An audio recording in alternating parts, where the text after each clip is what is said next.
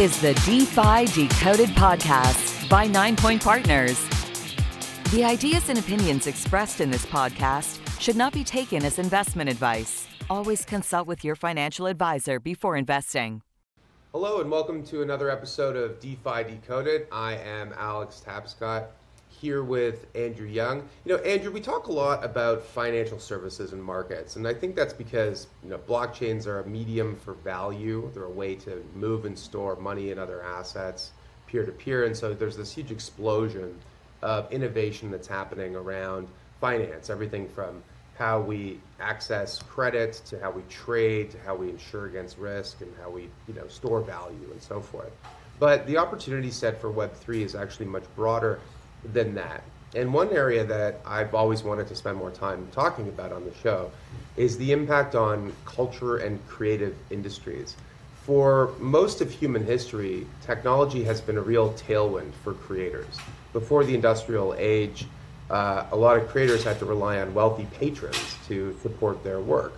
And the rise of industrial technologies like the printing press, the LP, the lithograph, and so forth, allowed them to start selling to a mass market. And if they could capture a little bit of value from every unit sold, they can make a great living.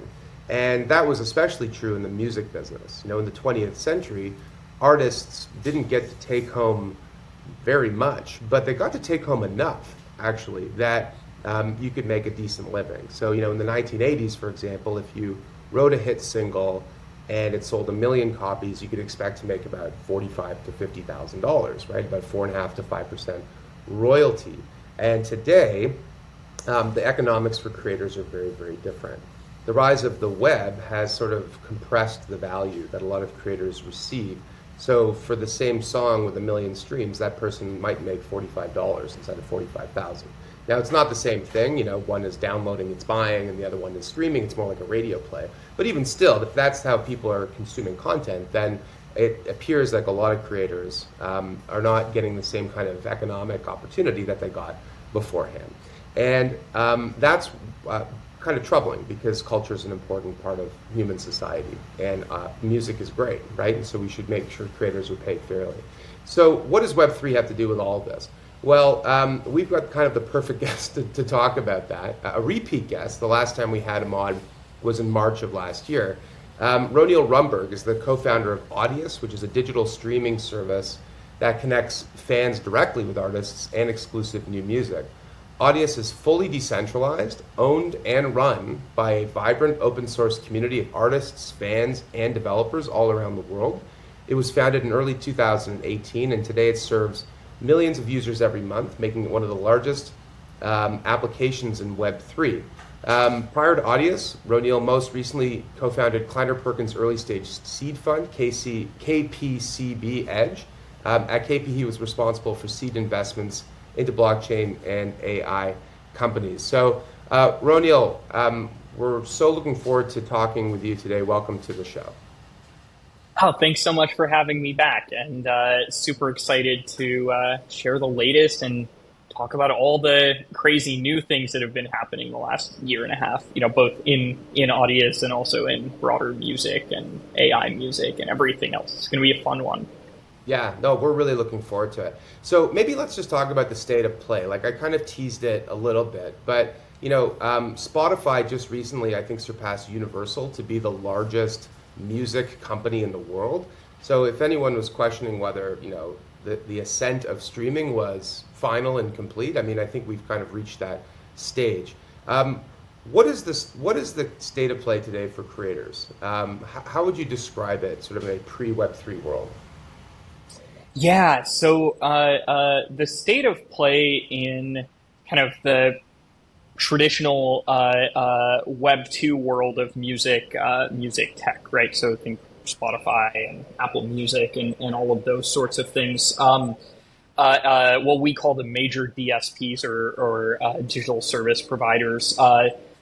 All of them are reaching a saturation point in the market in terms of subscriber counts. And 2 steps back, the business model here is they are collecting a monthly subscription fee from their users putting all of that into a pool, and then divvying that out across all the streams that happen, right? So a stream doesn't have a specific value. Its value is relative to all the other streams that happen against that pool of revenue. That makes sense. So what's really interesting is with the subscriber counts starting to reach this point of saturation, especially in the developed world where that subscription fee is a lot higher than the marginal new subscriber in the developing world. You see this kind of this sort of collapse of the value of the stream, right? The average user is streaming more and more every month, but there aren't new users coming. So if there are more streams happening against a pool of revenue that's not growing as quickly as the stream count, the value per stream is declining. And on top of that, AI generated music and more generally just music creation tools being so accessible today, right? Like you and I can sit in our bedrooms and actually make music that sounds roughly indistinguishable to that created in a professional studio, has meant that, right?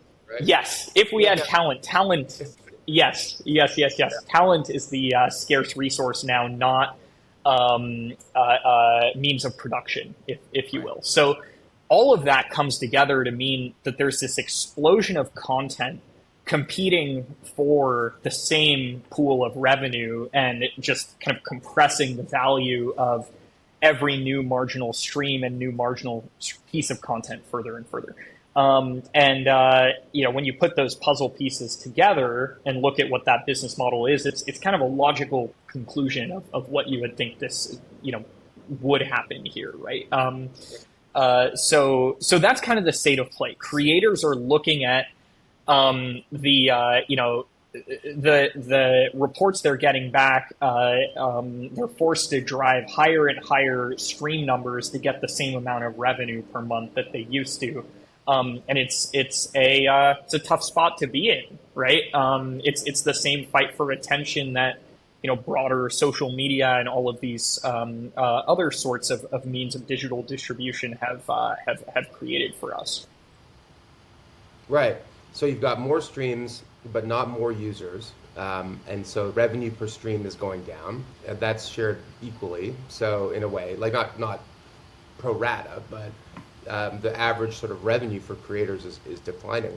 But isn't it true that also even from the outset that it was sort of a raw deal? Even if let's say there was crazy user growth and streams were declining because people were listening to less music, would that solve the problem, or is there a more deep structural issue here with the business model of streaming? Yeah, that's such a good question. And I like every good question, the answer is complicated, right? I think, yes, there are fundamental issues with the business model, and that in a fundamental way, it is a raw deal for the creator, right? But as a creator or as a rights holder, you also have the choice or agency to choose whether to participate in that or to not participate in it. The context that streaming entered the market, right, in the late 2000s, I think it's easy for us to forget that recorded music revenue had been absolutely decimated through the 2000s, right? I think if I recall correctly, recorded music revenue only 2 to 3 years ago exceeded the high watermark set in 1999 at the peak of the CD boom, right? And recorded music as a whole was just so thoroughly decimated by piracy in the 2000s that streaming, while imperfect, I think it did save the recorded music industry as we think of it today.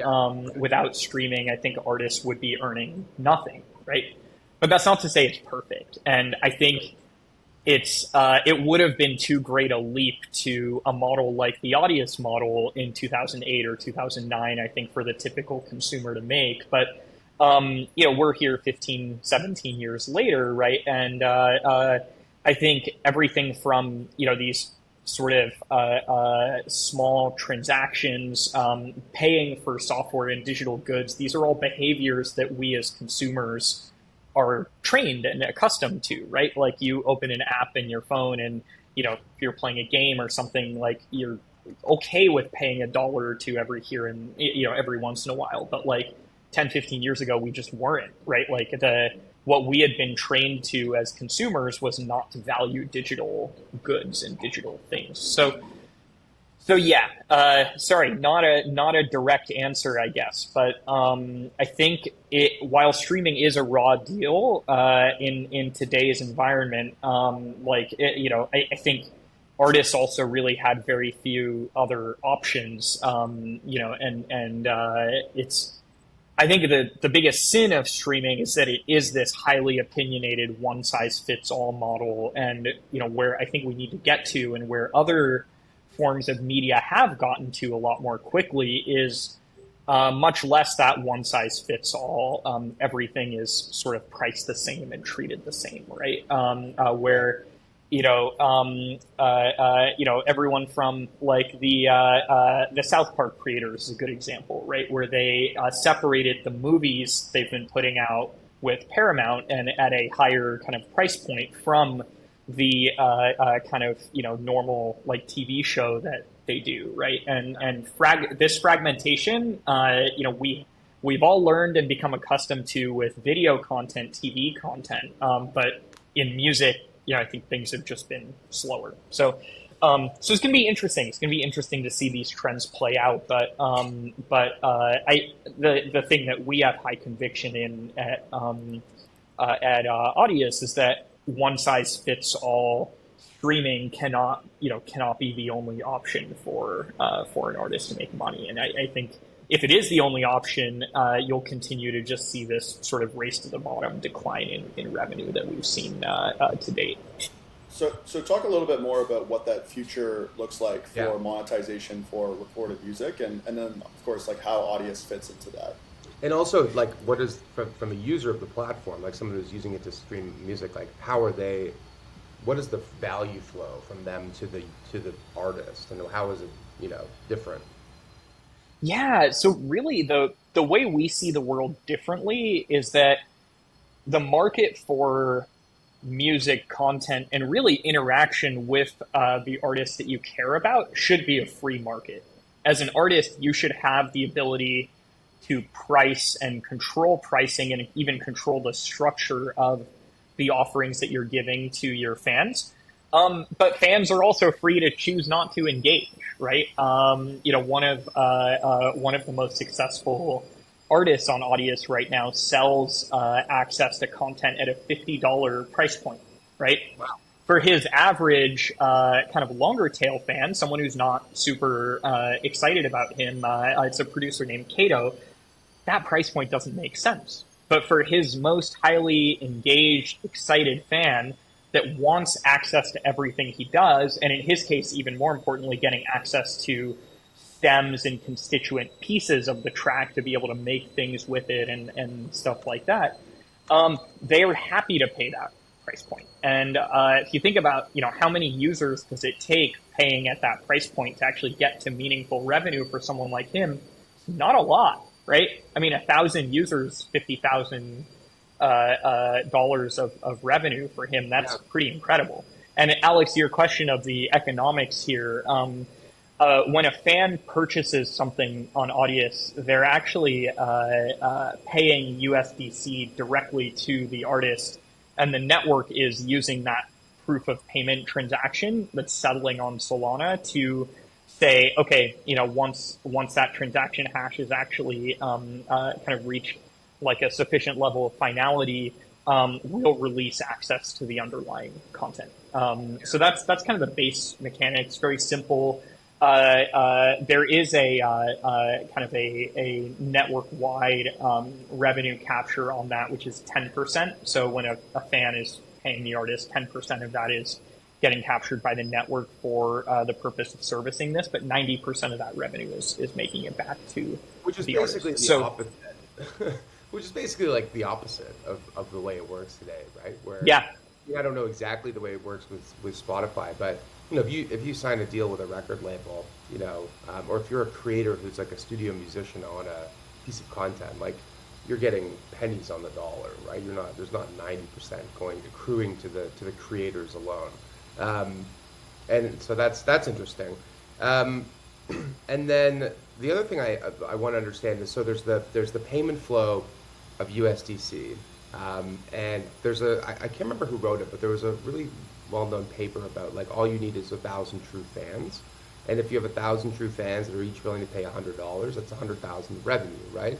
Now you're not going to be Taylor Swift or Rihanna or something, but that is enough to make a living as an artist. And the problem is that there's 1,000 true fans in a streaming model is irrelevant, but in this model it could actually move the needle. So what about the ownership component of this? Because ultimately, like the way I described it in the intro was that it's a platform that's owned by creators, fans, partners, what have you. How does that work exactly? Yeah, so there's this Audius token that underlies and powers the network. So it serves three functions.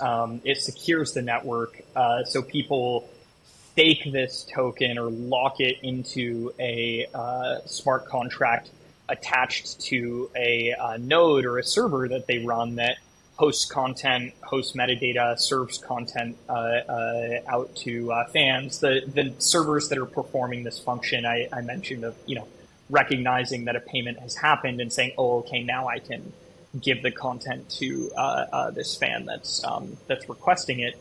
And if a node kind of misbehaves or goes offline for an extended period, or there are various kind of conditions there, that node can be penalized against the stake that it's locked in that system. So that's kind of what we refer to as securing the network. It also grants access to features. So as an artist, if you hold different kind of tiers of that token, you can get access, early access to some things. You can get access to new features, and generally things that are consuming network resources, right? So, if you went and uploaded like 10,000 tracks or something, right, and none of them are getting consumed, that is consuming resources, right? And to make that kind of economically work, that's what this structure is. And then there's governing the network is kind of the third prong here. So as someone who is staking those tokens and helping to secure the network, you can also vote on new features developed, new grants to distribute, things along those lines, and really help guide the direction of what's happening. So when you put all those puzzle pieces together, what you kind of are looking at is this, in our our goal for Audius getting started all those years ago was to create a means of distribution and fan relationship management that was secure to to use long term for you as an artist, where you didn't have to feel dependent on the benevolence of some company's decisions around that, right? Right. And I think that came from both the scar tissue of my co-founder Forrest and I were both big dance music fans in the early 2010s, and SoundCloud was the place where that community would come together. And SoundCloud made a series of decisions in 2014, 2015 that were really antithetical to what we as the community wanted and needed. And folks just felt disenfranchised and left out, and that led to this exodus of users and usage from SoundCloud. The same thing happened in the mid-2000s with MySpace. So there was this post-hardcore and metal community that I was kind of part of at that time. And MySpace was actually the place where all of that music was being shared and fans were coming together. And after MySpace's acquisition, and then kind of, again, a series of decisions made to kind of deprioritize or devalue the music use cases, that community fell apart too. So that was really the goal here, was just to create something that could last for 50 years, for 100 years, something that, as with artists, not only having a seat at the table, but, being all of the seats at the table through control of the network via this this token that they had lots of opportunities to earn. The hope was we could create something better, and I think it's 6 years in, we've seen good success, but I think this community has a lot more work to do to get to that ultimate kind of idealized goal. So yeah, I think like I always thought the way Audius sort of distributes the token to users that use the platform, I thought was incredibly cool. Like you're essentially building like a community-owned I don't know, music distribution platform, Spotify, whatever you want to call it. But it mirrors a lot of like what we talk about on this show in terms of like liquidity mining being used as a tool to bootstrap a two-sided or three-sided marketplace. And I noticed like I think a couple months ago you guys launched the ability to buy entire albums as well, with sort of users and songwriters earning Audius as well when they do so.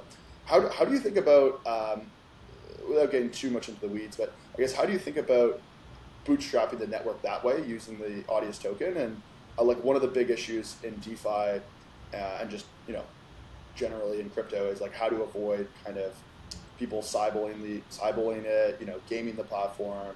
We talked a lot about how like airdrops became this big meta and then they sort of got abused a bit. So how are you guys thinking about that in terms of using that to bootstrap this platform, but still kind of keeping it targeted so it's not just going to people abusing the system? Andrew, before Roneil responds to that, what was the word you used, and can you just define it? Cybal?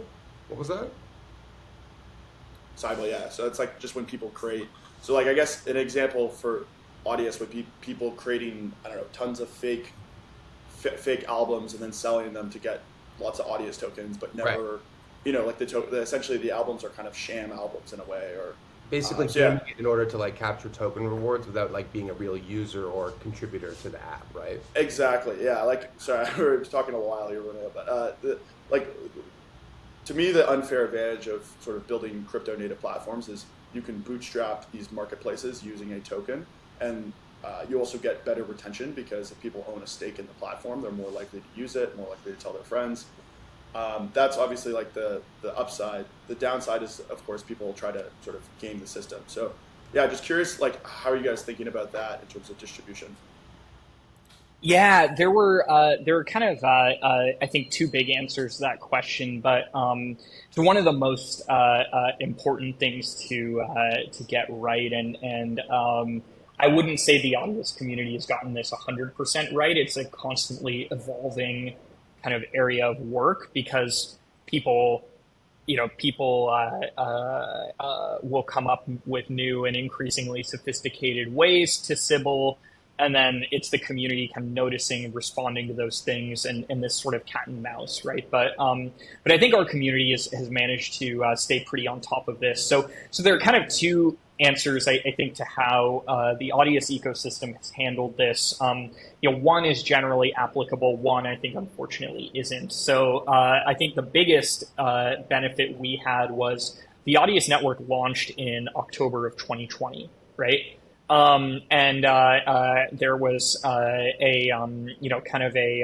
retroactive distribution of tokens that the community executed at the time of launch, and then thereafter there are these kind of ongoing incentive programs that people can participate in.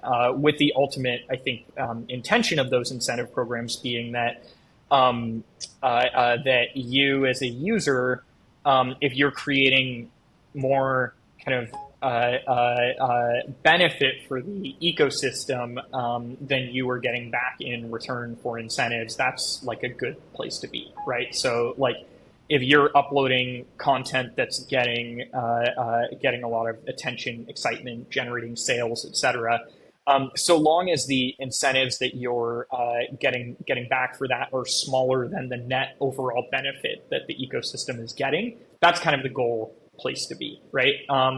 Now, it's not always straightforward to quantify, right, what sort of benefit someone is creating, if you will, for the network. But I think the community does its best, and then there's ongoing discussion, around how to, tweak or vote into place new incentives over time. The one prong being kind of early, the network launched before this kind of meta had really caught on, and these Sybil attacks were like a huge issue, right? We had the benefit of kind of getting to learn from some folks that came before that, right? So this was, there was kind of a trade-off there. And then it's just that vigilance on an ongoing basis as to what's happening.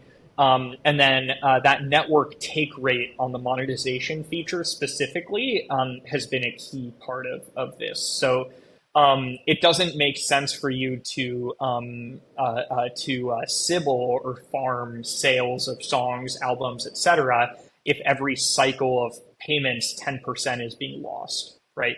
So the network fee is actually serving like a real utility there. So imagine if an artist was making 100% of that revenue, you literally could just, like if, Andrew, if you and I were colluding, you could buy my album, I could send the money back to you, you could just buy it again, and we could do that over and over and over again, and we could automate that. You could farm many accounts doing that. But if you're losing 10% on every transaction, that decay happens actually really quickly. And when you pair that with the uncertainty around whether you will receive an incentive at the end of it, because there's this anti-abuse system that our community operates that has some signals and data that it collects to kind of make determinations around whether a user is or is not eligible, and it's kind of reporting that information back into the network for the network to decide whether a user should or shouldn't qualify for something. It doesn't make sense to kind of Sybil that. But again, this was like an evolution of like cat and mouse of a year for the community to figure it out. So long story short, it's never a problem that won't exist, but it's a problem that I think can be mitigated to so significant a degree that it doesn't really cause issues, so long as the community is paying attention. That is really interesting, and one of the best answers I think I've ever heard to that type of question. A separate point, which is that we talk a lot about, the podcast is called DeFi Decoded, and obviously our interest is way more broad than that. But when it comes to DeFi specifically, you've got power users who are putting up a lot of money as LPs or whatever, and then you've got average users who are there to trade crypto, right? Like I'm thinking about like a Uniswap, for example. In both cases, you've got a kind of a crypto native audience, people who are there to trade crypto, and others are there to earn yield on assets that are locked in DeFi protocols or whatever. But with this market, it's different because your power user, like your big users are your artists, really, like in the sense that they're the ones who've got to upload the content and they're economic agents in this. And then you've got music fans. Now, I know some artists, and they're not necessarily technically sophisticated crypto native types. Some of them are. I'm not making a vast generalization, but in general, it's like the artists like to create music, and when it comes to economics, they're not. It's secondary to the creative process, right? And I think that's probably what makes them good creators, is that their mental capacity is tied up thinking about their work. So how is that reflected in Audius? Like what kinds of users do you have? What kinds of artists do you have?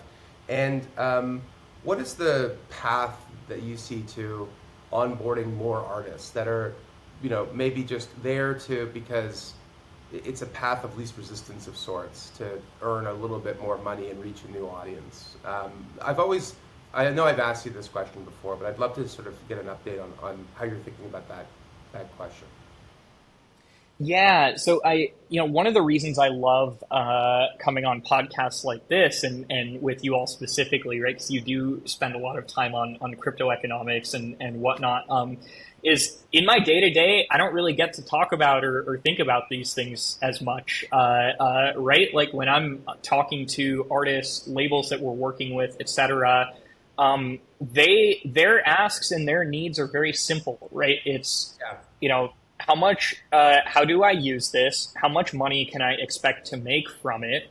And what are the respective trade-offs compared to using Spotify or Patreon or like the other channels that we could use, right? Like they could care less about, the civil resistance of the network, right? But these are all things that need to be addressed in order for that kind of higher order use case, simpler use case to really be valid. So our average user is not the crypto native user. Our average user is an artist or a label that's wanting to create additional revenue streams that don't cannibalize their existing streaming revenue, and things that can exist alongside of that. And the Audius product, I think it's one part, the way the product is built, the first party product, that is, because there are other third party interfaces and ways that folks can access the network too.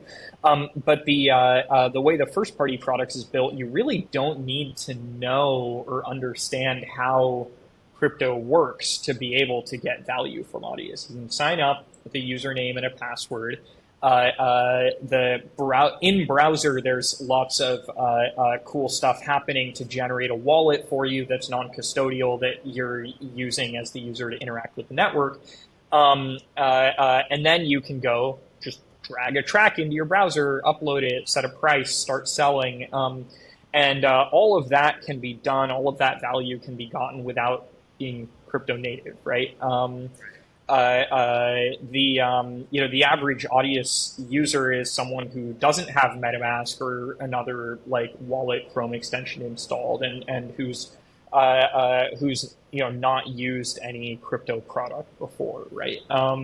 So I think we've had a lot of success with that user segment, and really it's I think we get some criticism around this, like the team that I work on, because we really don't go out of our way to try to serve the crypto native user audience. In some folks' view, we're not doing our part to expand the pie of crypto native audience, right? Because our average user also doesn't cross-pollinate super well into crypto native use cases, right? Because we don't really go out of our way to teach them about these things. But we see our role as to best serve the needs of the users that are coming to us, right? And we try to keep the focus there as much as we can. So both on the artist and the fan side, these are just your average, typical web users who have never touched crypto before.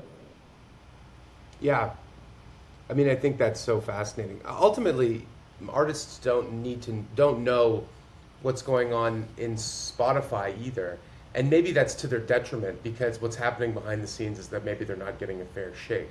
It's like anybody can upload content to Spotify, and if you get a certain minimum number of streams, you might end up on a playlist, and if you end up on a playlist, then you'll get more streams, and then maybe you'll be a featured artist, and maybe you'll make some money. But behind the scenes, there's all sorts of technology that most people are completely unaware of. And I think in the Audius case, it's similar only in that you're making it easy to onboard, but behind the scenes, there's actually more economic value like flowing through to the artist, right? But I think that onboarding part is so critical. Like for a user, ultimately, Spotify, I use Spotify because for whatever, I don't even know what it costs, like $12, $14 a month. They just keep increasing the cost. I'm going to keep paying because it's just where most of the artists are. And I feel like that's also part of the kind of critical mass.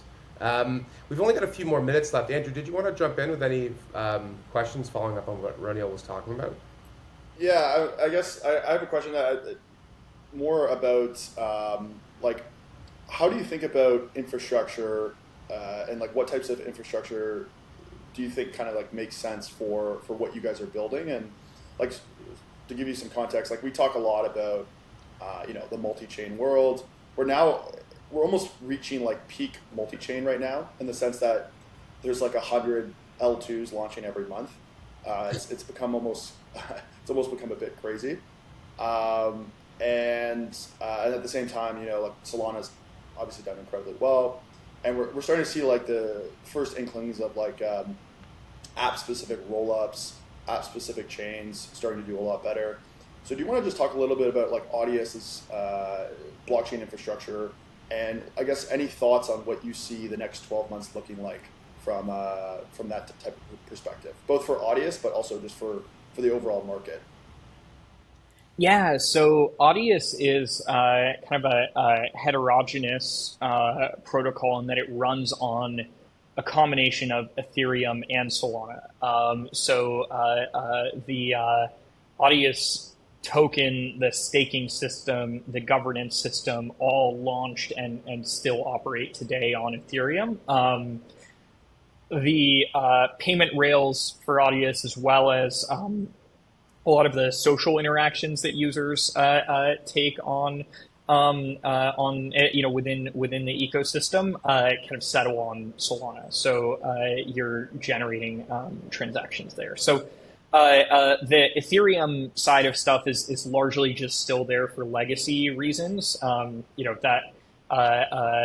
code is battle tested, hardened, audited multiple times, been hacked once. So it's kind of like gone through the full life cycle of any on-chain product over the last 4 years, and kind of the longer that it goes there and stays battle hardened and stable, with the exception of the one incident that happened about 2 years ago, it gets increasingly difficult to justify, rewriting or moving that. The community doesn't have an appetite for the risk there, understandably, right? The Solana side of things is really where, all of the innovation is happening in the ecosystem right now. So everything from those incentives that we were talking about all the way to payments exist on the Solana side of things. And that's for a variety of reasons. One, transaction fees being what they are makes these very small payments and payment transactions make sense, where on Ethereum they really never could. But on top of that, I think it's also there's a pretty robust ecosystem of on-ramp partners, off-ramp partners, everything else. So we've gotten this payment flow in the first party product down to a credit card sort of flow, where the user doesn't even know there's any USDC there, using this amazing partner CoinFlow that we work with on the payment side. And then there are a lot of off-ramp choices there as well for the artists who've collected USDC revenue in their account to turn that into USD or CAD or whatever they need to in their local bank account, right? So that network effect that exists around the payment rails are really important. So I share those details to get to kind of the the broader question that you asked, which is where does this extremely heterogeneous kind of multi-chain world lead us to? Well, I don't think our average user gives a shit, frankly, if their payments are on Solana or Arbitrum or whatever, right? And I think increasingly that will start to be the case across the board. The best tool for the job for us is Solana, because of that network effect and the partners that exist there and everything else. I think it will be really hard for, given that there are now, 30, 50 competing new layer twos, for any of them to reach a level of network effect that kind of helps them win out over the network effect that something like Ethereum has, right? But who knows? We'll see. Like Base, I find Base pretty fascinating because of the largesse of Coinbase behind it, right? And that they could just kind of brute force a network effect through their own kind of product offerings is really, really fascinating. But I think for better or for worse, this layer will be abstracted from the end user. The end user of Audius already doesn't know anything about Solana, right? When they use Audius, and I think that's how it should be, right? Like, when you use Facebook, do you care that that's under the hood built on some jacked up fork of MySQL that they forked like 10 years ago and have like done all this stuff to? Like, no, it's like, does it show your picture of your cat that you uploaded? That's what you care about, right? And I think that's eventually where we're going to get with crypto too, but it's a long road to get there. Yeah, so fascinating. Roneil, this has been an amazing discussion. We've covered a lot of ground, the economics of cultural industries, the token economics, how to build a resistant platform, how to simplify the user experience to create network effects. Like, we've covered a lot of ground in this discussion, and I find you're just a really terrific explainer of these kinds of concepts. And I think that episodes like this are a really great way to educate people about the opportunities beyond the financial side of things when it comes to Web3, and how ownership can be a superpower that can change other industries, right? So really great to chat as always. Where can people follow Audius, check out what you're doing, start listening to music? What are the next steps? Yeah, so thanks so much for having me, guys. If you want to get involved with Audius, follow us on Twitter or on Instagram. Just the handle for both accounts is just @Audius, AUDIUS. If you want to get involved, join the Discord. Drop a message in one of the channels there, and the community will get you pointed in the right direction. But we're always excited and eager to welcome new folks to the ecosystem. So please come by and say hi. Terrific. Well, that concludes today's episode of DeFi Decoded. Thanks, Roneil. Thanks, Andrew. Again, if you like the show, make sure to leave us a rating and review. It helps other people find the show. And tell your friends about it. Until next week, that's DeFi Decoded. Take care. The information contained herein does not constitute an offer or solicitation by anyone in the United States or in any other jurisdiction in which such an offer or solicitation is not authorized, or to any person to whom it is unlawful to make such an offer or solicitation. Prospective investors who are not residents in Canada should contact their financial advisor to determine whether securities of the funds may be lawfully sold in their jurisdiction.